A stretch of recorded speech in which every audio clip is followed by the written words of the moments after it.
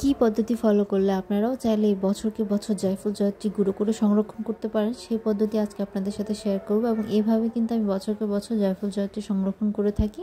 আর যেহেতু জায়ফল জয়ত্রীর পরিমাণে খুব অল্প লাগে, তো সেহেতু এভাবে থেকে যায়। আর যেহেতু দামও অনেক বেশি, তাই আমরা চাইলে এইভাবে সুবিধা মতো পেলে কিন্তু এভাবে গুঁড়ো করে বছরকে বছর সংরক্ষণ করতে পারি। আর এই পদ্ধতিটা খুবই সহজ, আমি হয়তো অনেকেরই জানা আছে। তো প্রথমে আমি জায়ফল জয়ত্রীগুলোকে খুব ভালো করে রোদে শুকিয়ে নিয়েছি।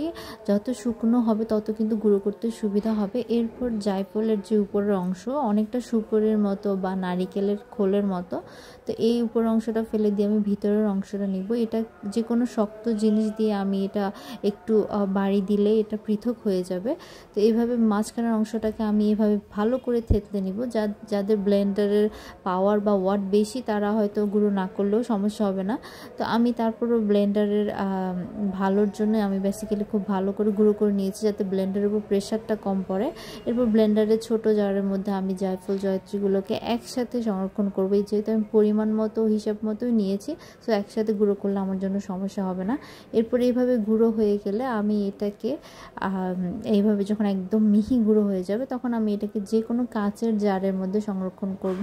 অবশ্যই কাচের জারের মধ্যে সংরক্ষণ করবেন, তাহলে কিন্তু জায়ফল জয়ত্রী গুঁড়ো কোয়ালিটি অনেক ভালো থাকবে। তো এভাবে আমি ফ্রিজে সংরক্ষণ করে